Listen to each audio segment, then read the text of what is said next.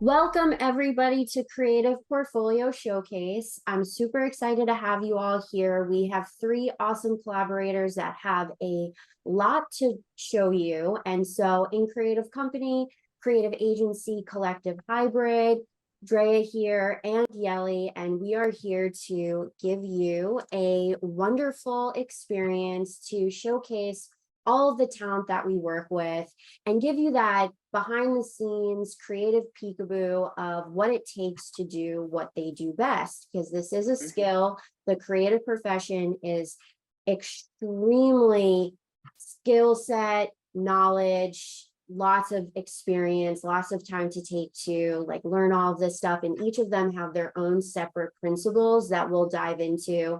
They're presenting for 10 minutes each. So you want to be able to block out the full hour, really hone in and hear what they have to say. They're presenting on a case study that they have and a project that they had a lot of fun with. So super excited to get that. But before we jump in there, I want to tell you about other things that In Creative Company has going on. So first thing is our co-working sprints. We do this every month, and the co-working sprints allows us to get together, work in person or virtual, and tackle those hard to do tasks that have really been plaguing us. So we use the Pomodoro method, where we set out a task list in the very beginning and we get to work for 30 minutes. We do a 10-minute intentional play and then another 30 minutes of working, and then we wrap it all up with a recap, asking questions and sharing what we worked on. That accountability is absolutely essential. And here is some visuals of what that all looks like. So it is definitely all about camaraderie, companionship, having a good time, also getting work done, but really having that work-play balance and not being so solo all the time. I know definitely having a home office, it's very easy to get into a silo and not have as much connection as I'd want. So this is a great time to connect, show up, get the work done, and also have fun too. We do a lot of fun activities. So that's a little sneak peek. If you're interested, we are going to be meeting the beginning of December. So again, Tuesday, 12/6, join us virtually or in person in Brooklyn, your choice. You can find this all at increative.co/events. And then we have our quarterly event, which is on the 9th. It's a Friday, it's after work. It's going to be super fun, 6 to 9. 6:30 to be exact, to 9. And this is a different type of event because you not only network and get dinner, but you also get to create with a videographer and a photographer who are exceptional. Honestly, the talent that we have here is such a pleasure to work with. So you get a reel, you also get photos, and we are working with the top talent in New York. So one of the videographers works with Time Out NYC, and the second videographer and stylist works with Walmart, and they have a keen eye on direction. So literally just show up as yourself and you will be able to go all in and get a beautiful take home of reels and photos. It's really a win-win. You also get to meet us, meet other creatives and other people that are in similar professions, and you get to eat too. So, and we'll also have some drinks. So it's really an all-around great experience. If you haven't signed up yet, so that's what that was. That all played at the same time, whatever. If you really want to see what the end result will be, just go on our Instagram, and our Instagram at In Creative Company. And that's really going to give you like that full in-depth, like what that take home is. Also just reach out to us and we'll be able to give you insight if you're really looking for that content. And it's creation, dinner, good times. I'm going to jump into our presenters today. So first up, Remy.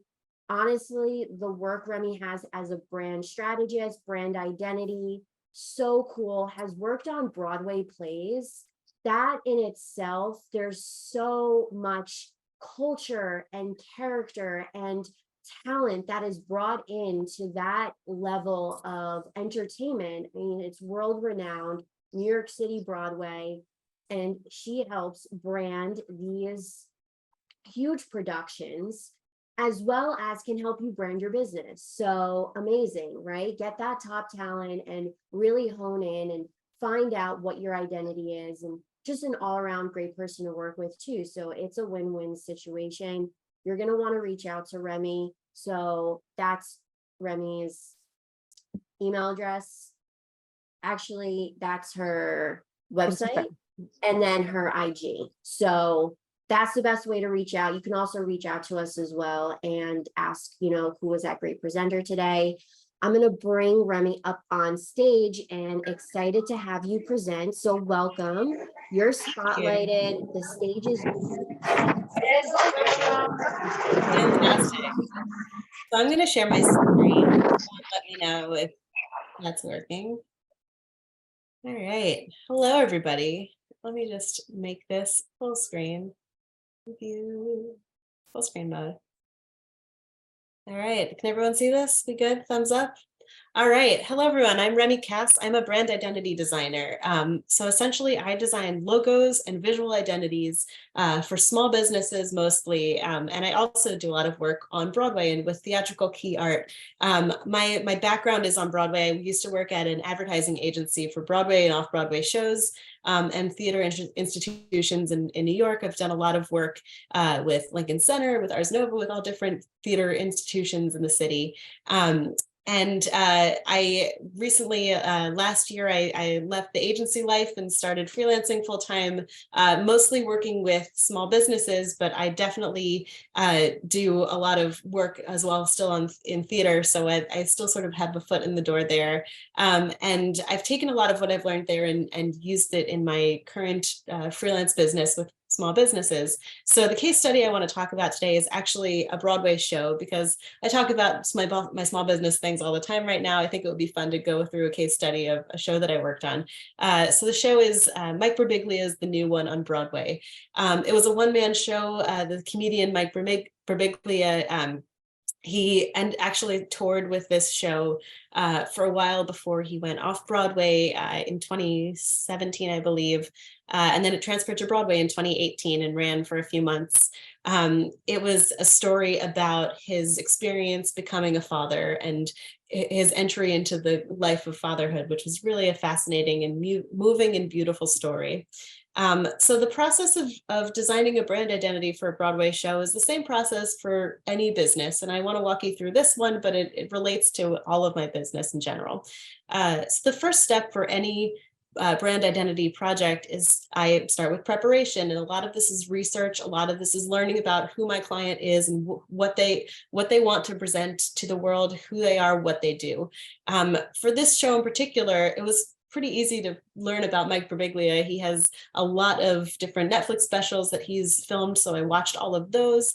I met with him a few times and got to know who he was and what his motivations are, what his energy is.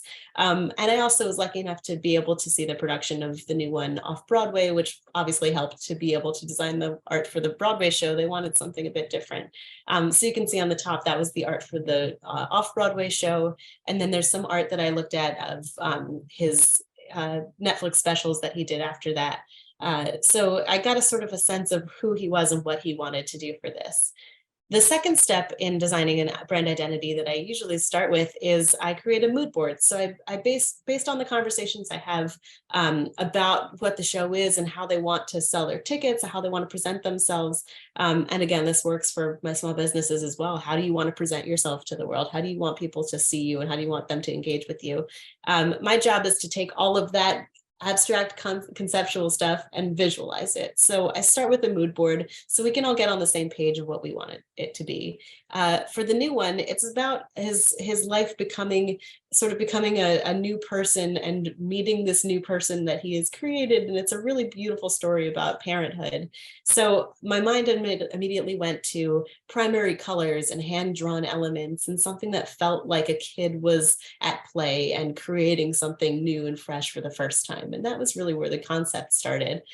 So these are some of the images that I brought up to show them. And we talked through the concept of, bringing photography into that and playing with primary colors and hand-drawn elements. So after we go through a mood board and I talk to my clients about, what is it what they're reacting to, how we can visualize this abstract concepts of their business, I start designing. So this is a sneak peek into some of the concepts that I presented to the client. And on Broadway, we usually start with key art posters. They're like 14 by 22 size posters. For my small business clients, I do logos and full brand kits that I sort of show with logos and fonts and colors as well. But for this, I was doing a lot of different posters. I did a lot of hand-drawn elements. There's a little bit of differences between all of these. Ultimately, the client was really excited about that top left version here, where it was just simple primary colors on a white background.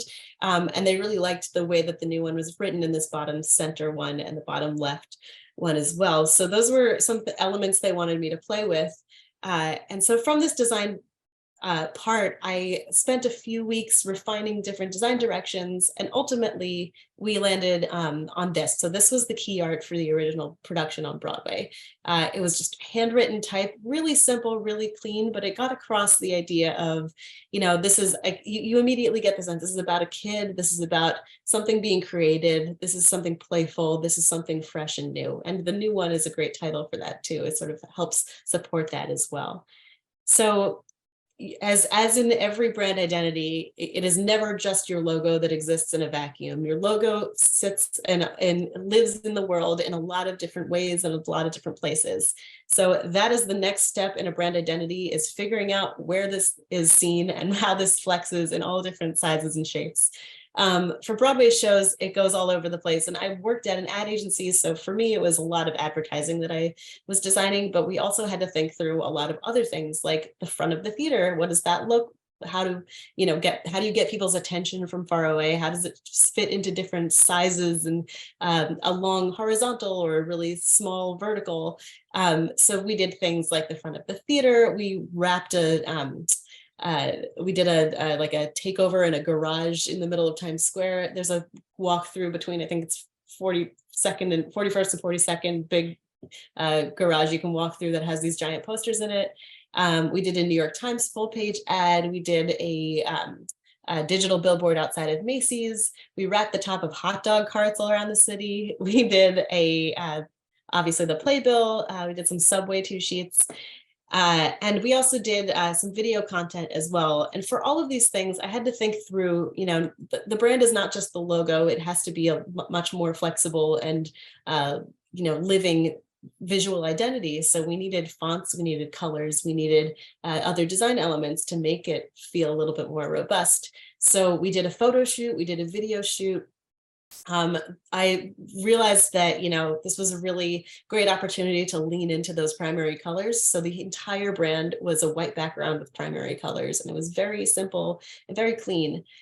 I worked really closely with copywriters and with strategists, and we talked about, we noticed that there was a trend of folks celebrities who would come to see the show who kept writing the word "go" in their reviews. They would say, "Go see this show," or "You've got to go see the new one," or "You got to get tickets." So we just ended up taking that little bit of all of their reviews and turning that into the advertising. So every ad was just "go."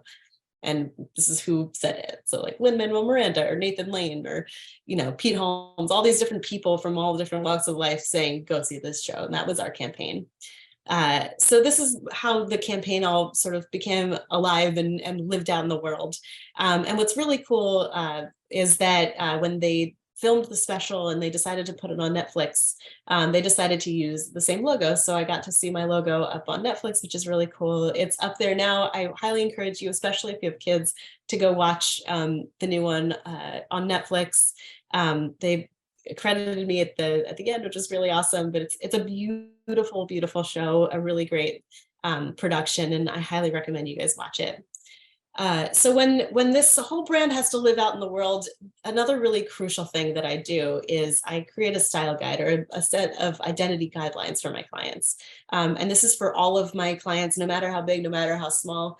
It's really crucial that when you're building out your brand identity, that everything is consistent, because consistency breeds loyalty in your customers. It breeds, it makes you look polished, and it makes you look really professional, which can get you more money. It's all sort of works all together. So what I do is I create a document that outlines how to use your logo, how to use your colors, what fonts you have, how to use any other design elements, so that anyone who takes your brand and makes anything for you, your website, your social media, your merchandise, literally anything for your business, they're all going to look and feel the same. So you come across as really professional and clean and consistent.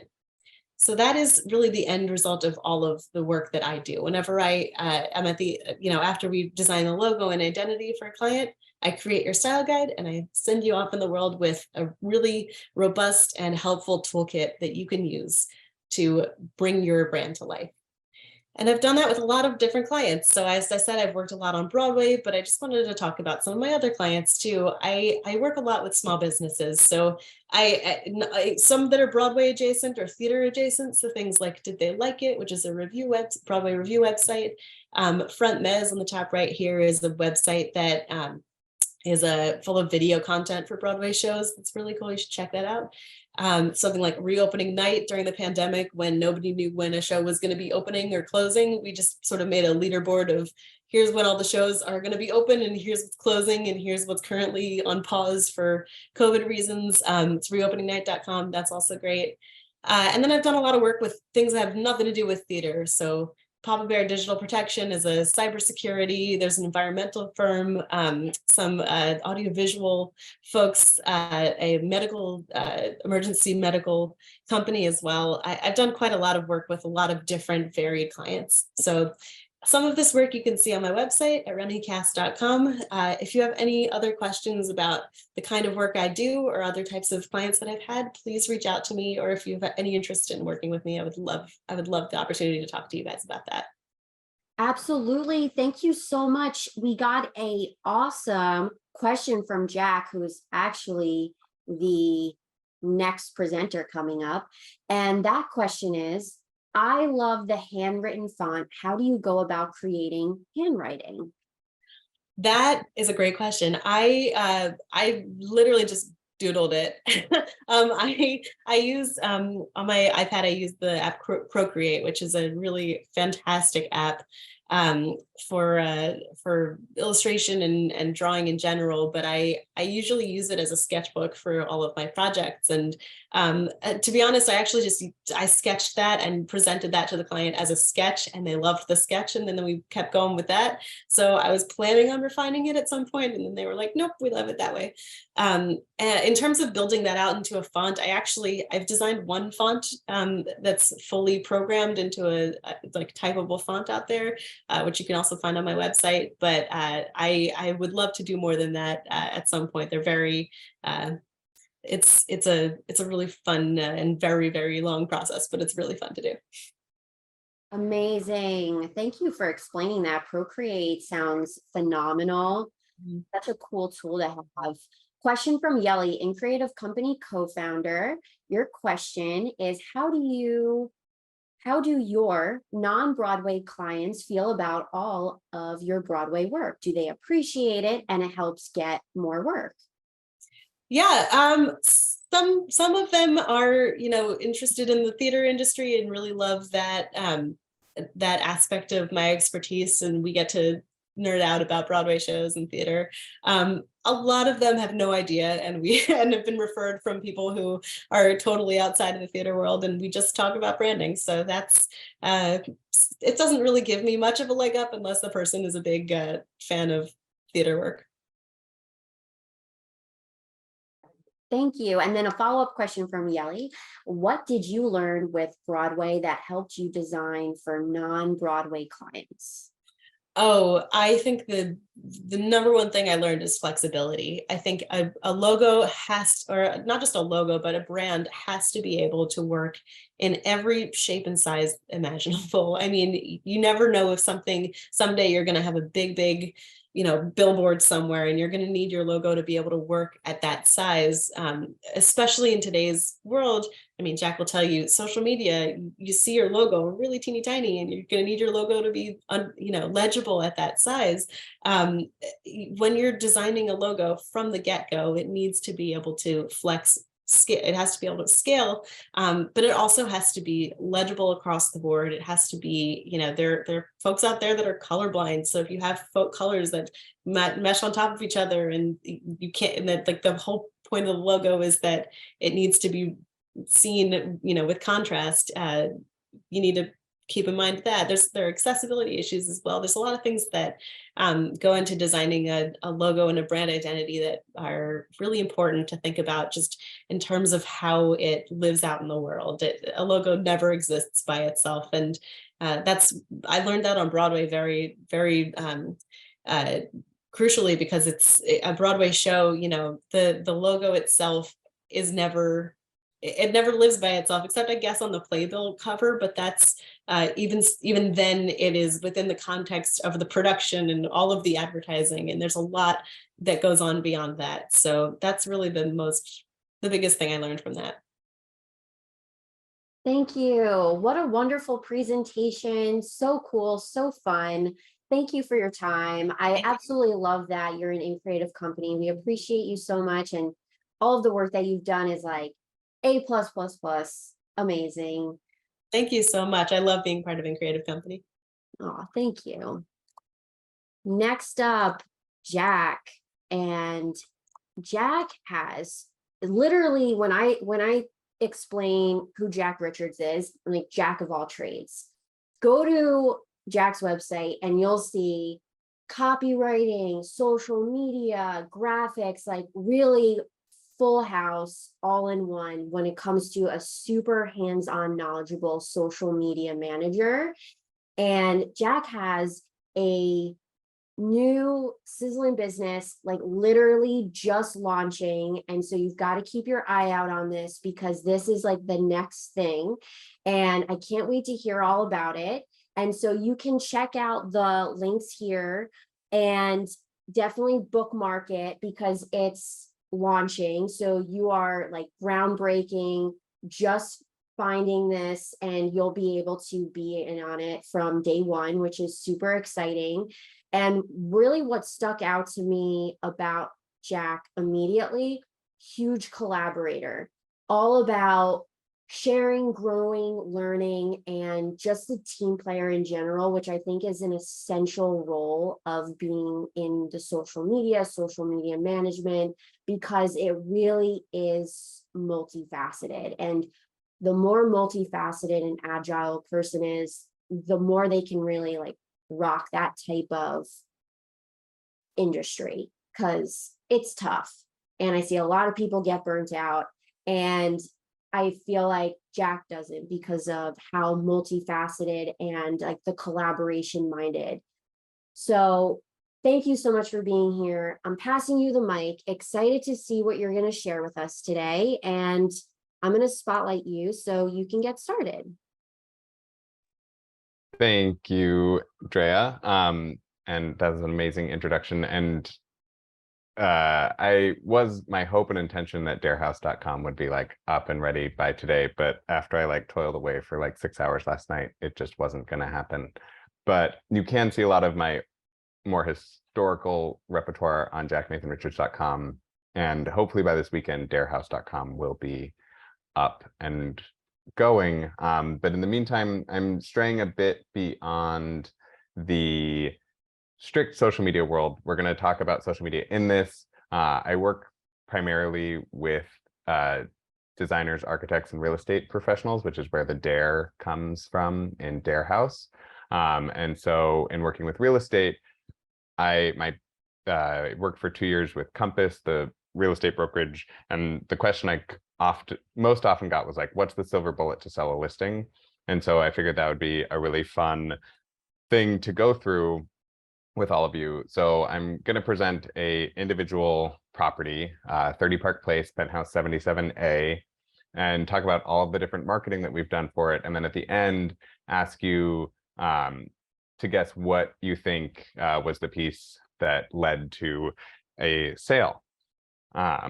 So without further ado, this is from the original marketing presentation or marketing strategy. So the listing was originally listed in 2019 for a few months and then taken down for personal reasons on the seller side and then brought back this year. So really leaning into that it's unparalleled views, it's super exclusive and private, and it is extremely grand. It is part of the Four Seasons private residences, so you get all of that hotel-like amenity without, well, just in your everyday life. So the ultimate message was that it was the highest, like physically highest off the ground penthouse downtown for less than $25 million. Easy, affordable price tag. We're going to go into all of this a bit more specifically, but this was just other pages of what the strategy was to kind of drive attention and traffic to the listing. And so option number one for the thing that was the silver bullet, just the features of the apartment itself. It's 4 bedrooms, 4 bath, 1 half bath, 2 private terraces, outdoor space, as I believe most people in New York City know is a hot commodity. It's about 4,000 square feet, which is also on the higher end of most apartments in the city. Views of almost every like iconic building, One World Trade, Empire State Building, Chrysler Building, the Jenga Tower, Woolworth Building, which we'll see in a second. It is Four Seasons. You can get 24/7 room service. If you're a big fan of limestone, it is a Robert Stern designed building. He's known for his kind of traditional classic looking or neoclassical buildings, but the interior was renovated by the current owner. Yes, Bob A.M. Stern. Second option, it could just be the views. It is a rare thing to see on a property description in Manhattan, but it does have ocean views. So you can actually see all the way out to the Atlantic Ocean from the apartment. You see sunset across One World Trade, all the way up to Hudson Yards and Midtown icons. From the bedrooms, you're looking over the Woolworth building. So once the tallest building in the world, you're now looking down on the copper roof. So listing photography, essential to every listing but when you have views like this, really leaning into the views is a great way to highlight a property and what it has to offer.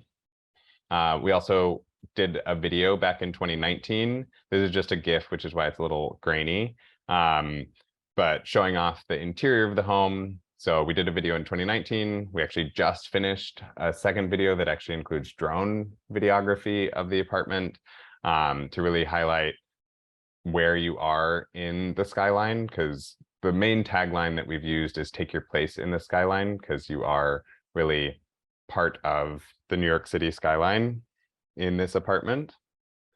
Quite a lot of social posts over the last 3 years. When it first launched, I was working with Tony Haber and her team. We were doing these series where we'd focus just on the details of a home. So listing photography tends to be overall of each room, and anybody can kind of expect what a living room looks like. But by focusing in on the details, especially the parts that were renovated, so like this blue lacquered wall in the first post, this bronze plating of the mantle, things like that, to really draw people's attention in to understand what the home has to offer more than just a living room with an amazing view. We have done quite a few reels in recent years, or in this year, as you know, Meta tried to take over TikTok and failed.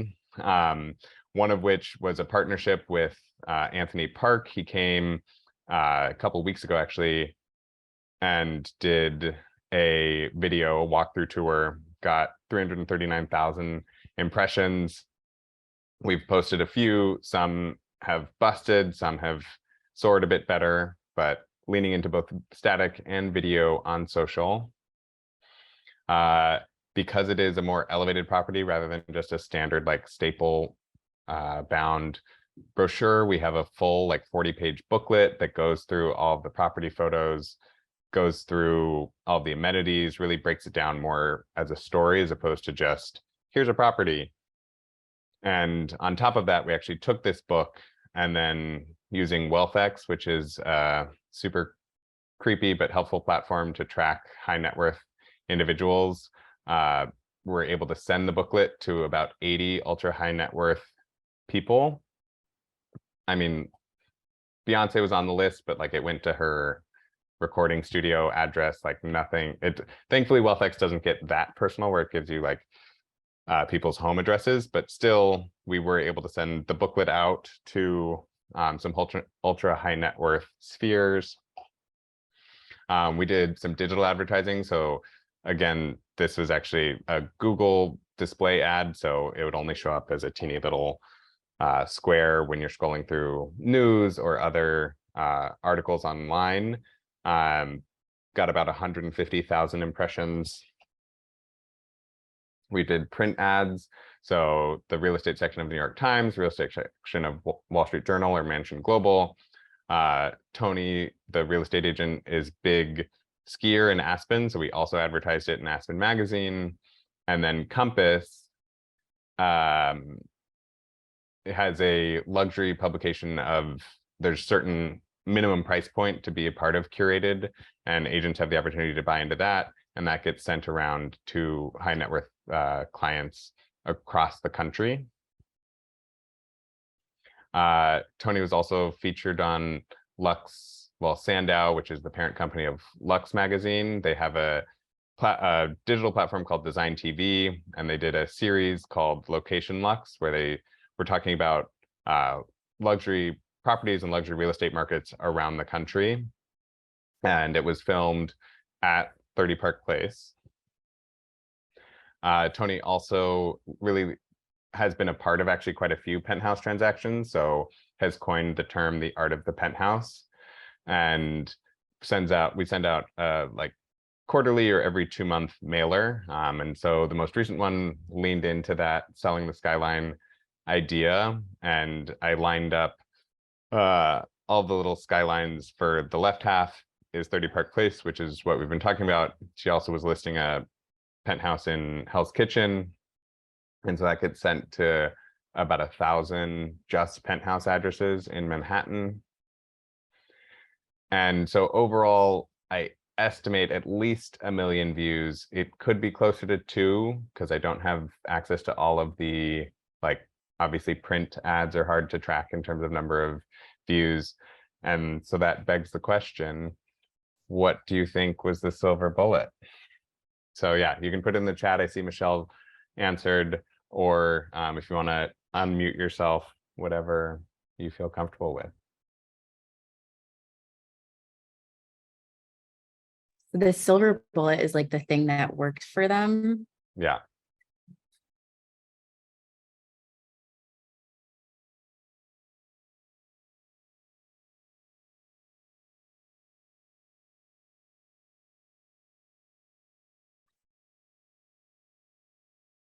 So I'm seeing video content, moving image of GIF, combo of it all, print ads. We're really divided. And truthfully, the impressions across the board probably all do have an impact, but this is actually a trick question. The apartment hasn't sold. And I would argue that the silver bullet for every real estate listing is price. That the market has seen the listing, 1 million people have seen this listing, and still there has not been a buyer. So if there was a buyer for it, they probably would have come forward by now. And ultimately, when it comes to advertising and promoting real estate, usually what it is most beneficial for is to be able to go to a seller and say, hey, 1 million people have seen your property at this price point, and we haven't been able to sell it. what do you think about lowering the price? What do you think about, I mean, in this case, renovations aren't necessary, but sometimes it's, hey, what if we take it off market, do renovations, bring it back on the market, and see if we can sell it again. So that, yeah, thanks for playing along with my trick question. I see there's a few questions. Oh, it won't let me drag it over there. So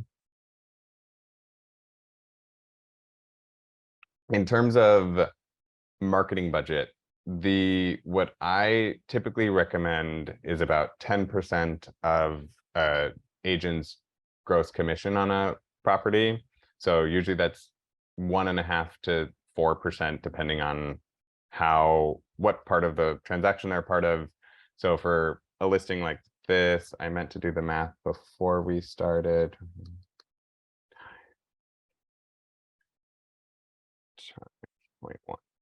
So for this would be about $30,000 because it's currently listed at a little over 19 million.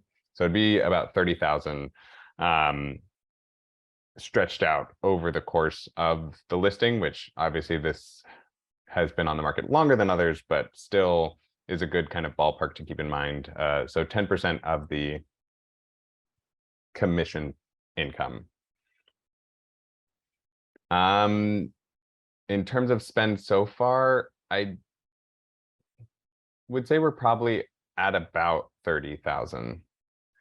Because each video was about 3 or 4, and each ad placement was probably 2 to 4. And then a lot of the other thing, like the printing the booklet and sending it, was pretty small compared to other expenses because it was just 100 addresses. A lot of the social media is organic. So I think, and I've translated that to bigger than just a listing. I think 10% of kind of profit is a good budget to look at in terms of marketing. And there are people who think that that's extremely high, but then when they actually do the math of what they have spent in the past on marketing, it's like, oh no, I guess I have ended up spending that much. And so it's obviously really helpful to have talent like in Creative Company to be able to put that all into a strategy so that it's not just $500 here and $2,000 there and $1,500 here, that it really does all work together so that in concert, ideally a listing sells or a brand takes off or whatever it is. And I think I saw, in terms of international, some of it is already, some of just being listed in New York and on Compass does get syndicated internationally. We also, at first, when it first came back on this year, we're holding off because the international borders were not open yet to the point that we were seeing a lot of international buyers again. The other trouble is fair housing prohibits the marketing of individuals based on demographics, including income.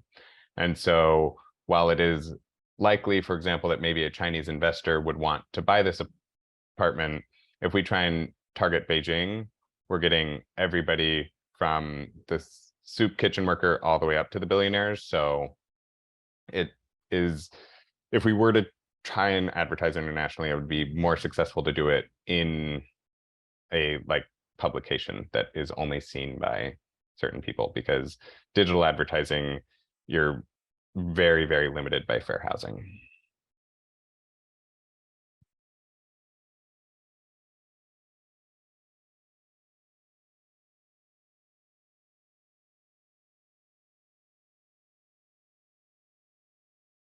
Michelle has a question. Michelle, such a great trademark attorney. If you need trademarks, go to Michelle, Beeline Legal.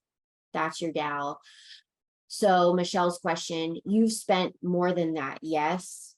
More than 10% sometimes? So, I think we are currently at about 30,000 in spend.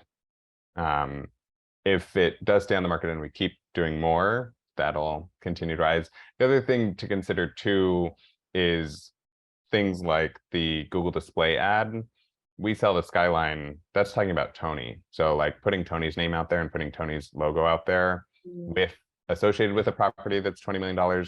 Yes, ultimately we're trying to get somebody to buy that property, but it also helps just for people to have that association of like Tony Haber, penthouses, etc. So in terms of spend, some of it can also be like, oh, well, maybe this was more of a brand spend than listing spend.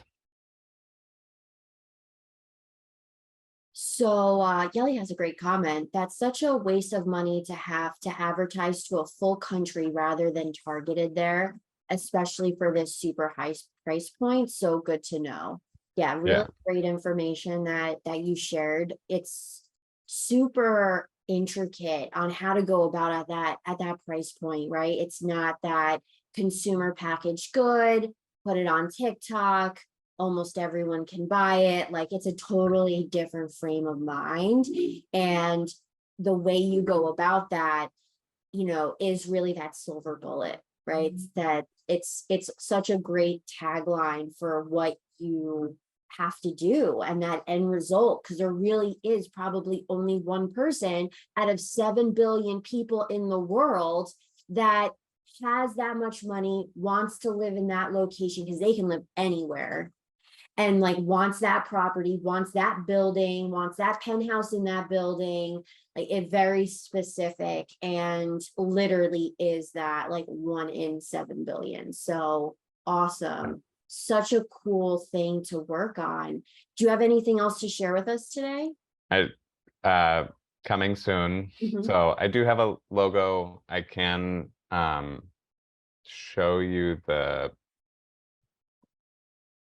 website as it currently stands.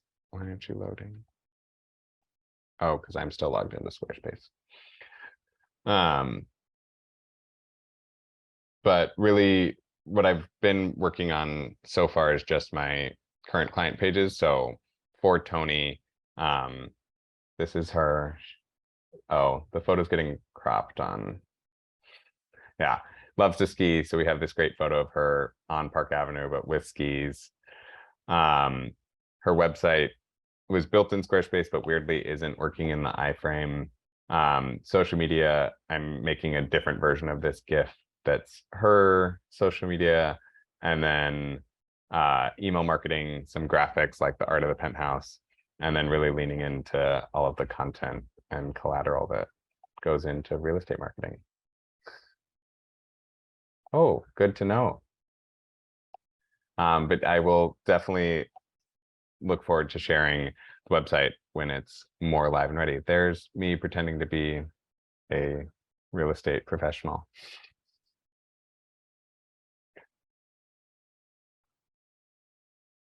A+++, like honestly, just wow.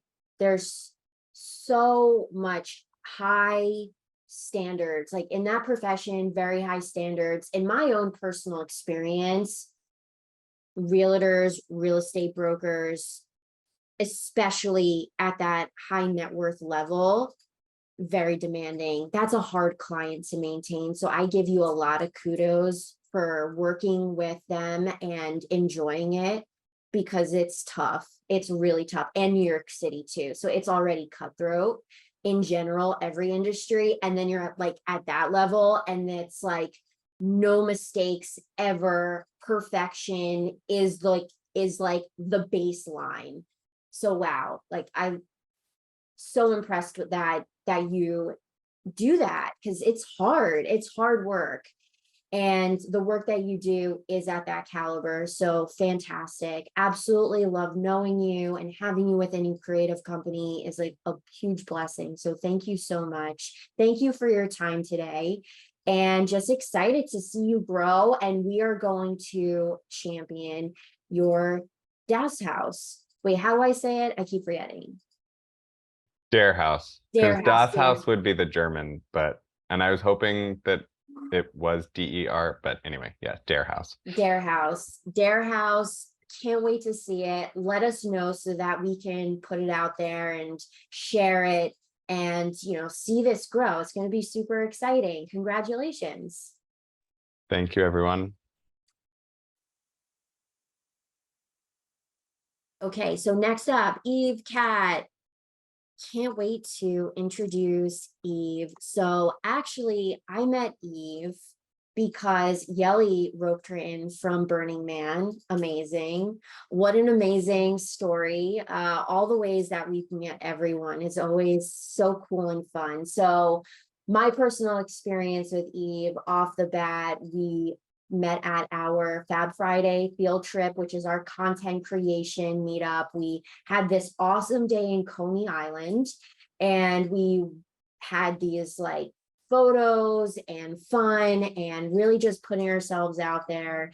Eve has always been this like very open, creative spirit that really just wants to bring more good into the world, which I know we need more of. So having Eve within our sphere and also being able to champion the type of artist that she is exactly why I created in Creative Company. That is like the course to lift all of you up and amplify your messages.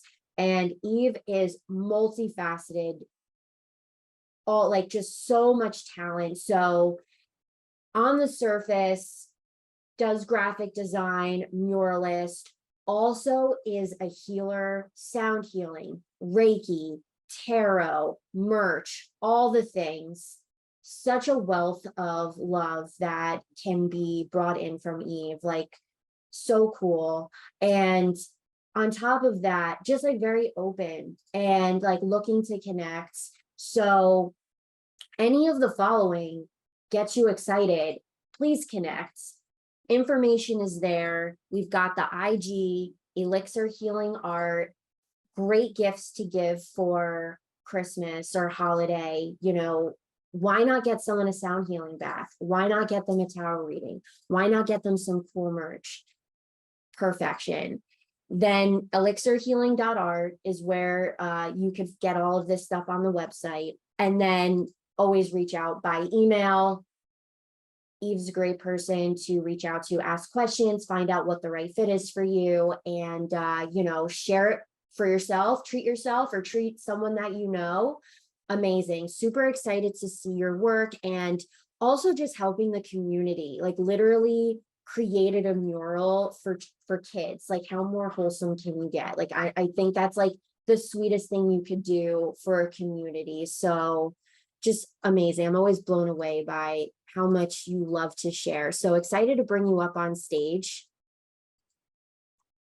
Gonna spotlight you and you're good to go. Welcome. Thank you. Thank you for that really nice introduction. I appreciate it. Sorry, my camera is like so pixelated. It's an old laptop, but I can share my presentation from here. So that's what we'll be looking at. And okay. So I'm Eve Cat. Nice to meet you guys. A little bit about me. I have like this unlimited vision. I realize that I have these like intuitive gifts and healing capabilities. So I wanted to merge all of these loves and just find all these pathways. I do freelance design and commissioned artwork. So my journey actually began at School of Visual Arts, Yelly, and I was there for a semester, and then it was like, ooh, I had to transfer to Hunter College, CUNY, and I finished my BA there, and then I decided to, I was studying psychology in Hunter College, and I merged those two loves and decided to pursue creative arts therapy. So my degree is still in progress, but I do have that background.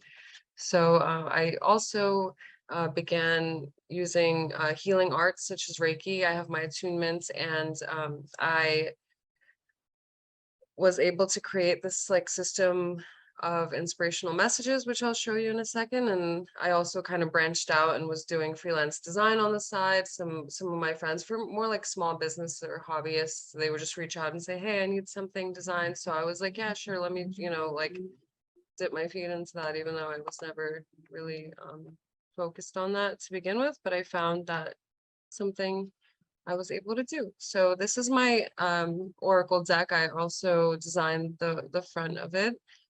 It's a daily affirmation deck. You pick a card and there's a message on the back. It's supposed to be a supportive message or just like a self-reflecting message, maybe some advice for the day, just to connect yourself back to yourself. I feel like a lot of people these days are super disconnected, and just the intention is to live more consciously and intentionally. And I made, branching off of that project, I made these personal healing intentions where I would ask people over the course of the pandemic, really, like, what is your favorite animal, plant, and flower, and intention? Because I feel like these symbols mean a lot to us. And when we see them constantly, I feel like they reinforce, some positive feelings or messages for us. And I guess while we're here, I would just, I'm curious what your intentions are and your favorite animal, plant, or flower. So I made over like 100 of these at this point. So for example, this person said, oh, I love foxes, and this flower, oh my goodness, it's not a chrysanthemum, peony. And their intention was peace. So with every intention and every different person, they kind of give off different vibes, I guess you can say, or different feelings. Like this person was a little intense, and like, they had a different kind of intention. And so sometimes people said crystals, and they're all similar but different because of the people I'm speaking to, and just like the different aspects that they want to bring in. And you can see the collection of them on my website. They're basically on the first page if you scroll down, or they're available for free downloads as well. The idea is if you see it on your wallpaper and you constantly are looking at it when you check the time or your messages, you get to see that, and it reinforces your subconscious mind. So that's where the psychology came in. But anyway, I also do sound and Reiki healing and tarot. I discovered that people really need time to just ground themselves and relax in all the busyness and everything we've experienced. So I began having these offerings in Park Slope, and I also do visit different events and people's homes with my sound healing and all those other services. Definitely, I am open to scheduling them. I also read the tarot cards at Alchemist Kitchen. And for those events, I did create my own workshop flyers. So that was fun to design as well, put my own twist on different templates I found. And then I did some freelance design projects where my friend kind of sketched his ideas out really quick. He's like, can you help me, bring this to life? He designs guitar pedals actually, and he has this idea for this company, Enigmatic Effects. And he showed me these pedals. They usually have, some the brands down here, and he said they would be like embossed, I guess, on all these pedals. So I helped him go from his sketches to the first version, and then we were playing around with the font, and then how many waves should the beaker have and the style of the beaker. And he was very particular, and I just wanted to mention that I feel like patience is really important when designing, and like I would not mind going back and forth 1,000 times if it meant that person gets their vision. And just to show like the versatility, I also for example, fill out, like my friend who is an astrologer and reader as well, she wanted a new logo for her brand and website, and we kind of worked together. She gave me these ideas that she pulled from online, and she was like, yeah, I want something minimalistic but also colorful and something that brings in the astrology. So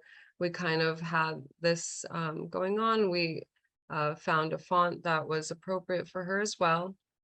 I also design commissioned artwork such as shamanic drum paintings. And so my friend requested some animals and a type of tree. And then, I came up with this design at first, and she was like, no, I want them facing in. And then I want the full body of, and it's just like a back and forth until we landed on this design. And that's the one she wanted. And then I painted it for her. And that's my good friend Katya. She holds tea ceremonies, and that's the drum in action.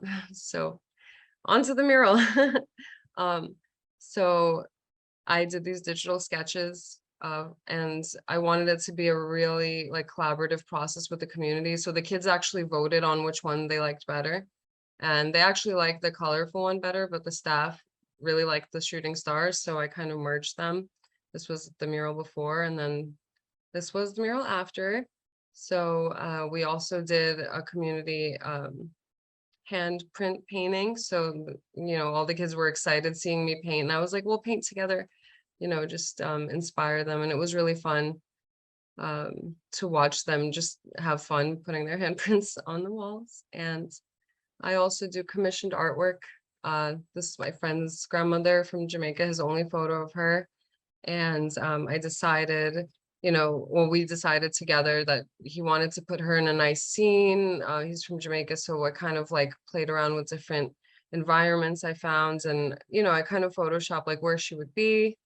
And these are the results. He wanted one, for his home here and one for Jamaica. So yeah, that's me holding them in his garden. The idea and intention was to bring like her presence and that magic with him as she's passed on. So and just my process to wrap it all up is I gather and intuit like the information and kind of feel intuitively into what they wish to project in their design. And then I create the design and make the necessary adjustments along the way. And then I refine it as many times as possible, so that they are satisfied with their vision.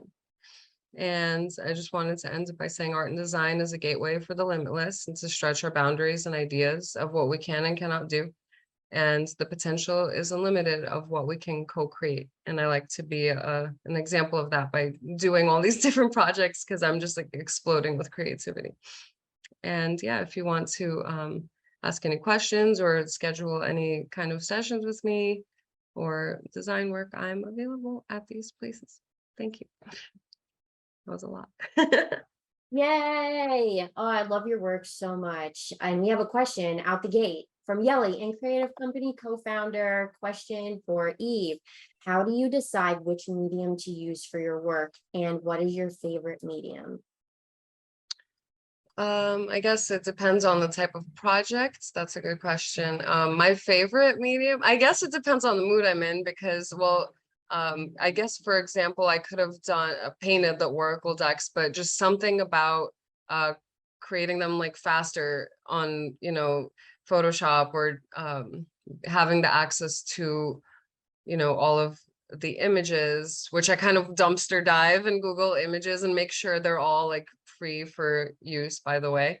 Or sometimes I even went as far as buying stock photos, but yeah, that's I kind of go with that. Or like, for example, like for the drum, there would be specific type of paint that works for the drum. And I'm just also an oil painter, so that's the preferred way I like to paint portraits. Thank you, Michelle. Amazing. So Naomi, Squarespace website developer, very talented website developer, has a question for you, Eve. Sure. And it's hot. She wants the tea right now. Have you ever had to deny a project someone requested? Have I? Actually, yes. For example, like if a logo or design project I felt was like a bit out of my scope, or like I just didn't feel aligned with that I could bring them the best of what they were looking for with my skill set there, I would definitely recommend them to someone else. And that's pretty much the only time that happened, when I was just like not feeling like it would be a good outcome, or the budget, like those kinds of little things weren't in alignment. So that's pretty much. Yeah, that's a great project to like let us know about, and we'll get it off your hands, pass it on to the right person. Thank you so much for attending, Remy. I'm just saying goodbye to Remy real quick.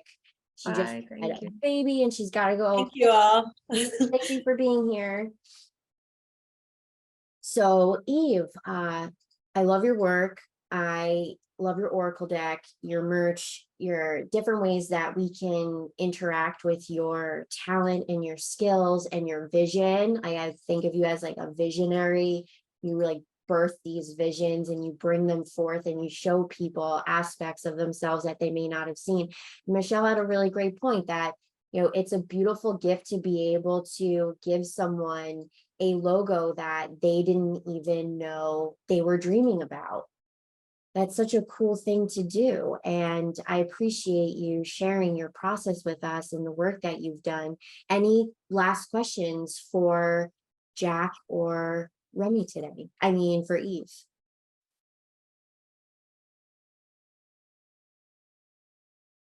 Good. So I'm going to share my screen for one last time and say goodbye to everyone that's in the multiverse with us on Facebook and Instagram. Thank you for watching. I appreciate you being here with us. And if you are someone that is looking to hire a creative, reach out. We'll be able to connect you with the 3 collaborators here today. Have something else on your mind? I'm sure we know someone that would be able to help you get your goal, make your dreams come true. So let us know and we'll give you that connection.